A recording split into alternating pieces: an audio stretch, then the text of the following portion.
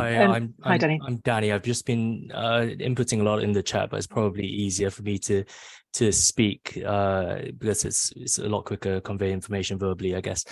I think this is a fundamental identity crisis within our profession, within anesthesia, that I think as a college we need to grapple with.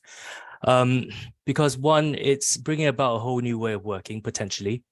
In the past, we've not, as a cohort of anesthetists within the UK, supervised patients in anything less than 1-to-1 ratio, whereas the model that's being proposed is one consultant anesthetist potentially supervising 2 theaters, one with a trainee and one potentially with an AA. So this is a fundamental change in how we will work. Number two, I think it's very, very difficult for us to promise hand on heart to the membership and to everyone around the room that anesthesia will always be a consultant-led service. Because if you look at the numbers that the government are proposing, is 2,000 by the year 2036. The number of trainees we have currently is about 4,000.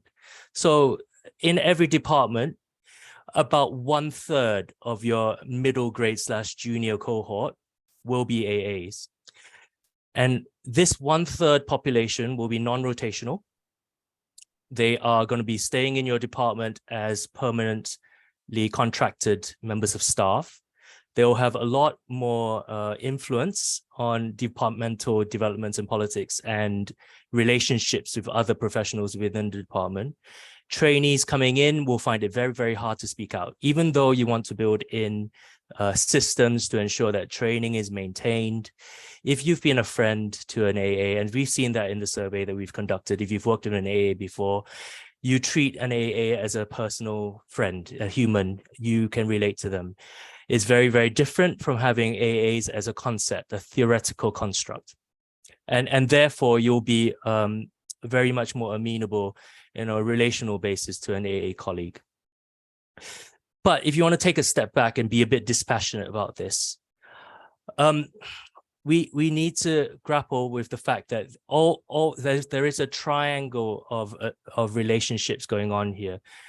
Trainees being rotational in nature, having to jump through hoops, having to provide service, as well as train alongside AAs who are always going to be there, and the limited pot of money that's available to be spent on providing anesthesia services. So clinical directors will have a choice in front of them to either spend the money that they have available on a freshly graduated AA who's come out of AA training school, or put in for funding for trainees in their department. And if HEE no longer want to provide that funding, how are departments ever going to isolate additional funding to expand trainees, training places?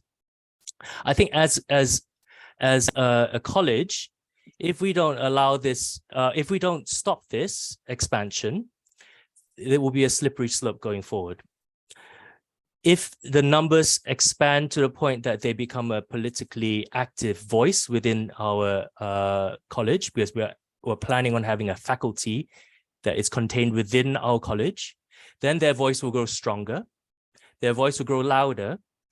You're not going to be able to then put up any opposition to saying, oh, we're going to have a consultant AA who's had 15 years experience. Why should they be supervised by a first-year consultant who's just come through? Oh, I taught that consultant how to put his outline in, his spinal. I did the spinal. He was taught by me to put the spinal in. How can he be supervising me, or he or she be supervising me? So I think this is a slippery slope. It's opening a can of worms, and we are walking into this blind. And that's all I have to say.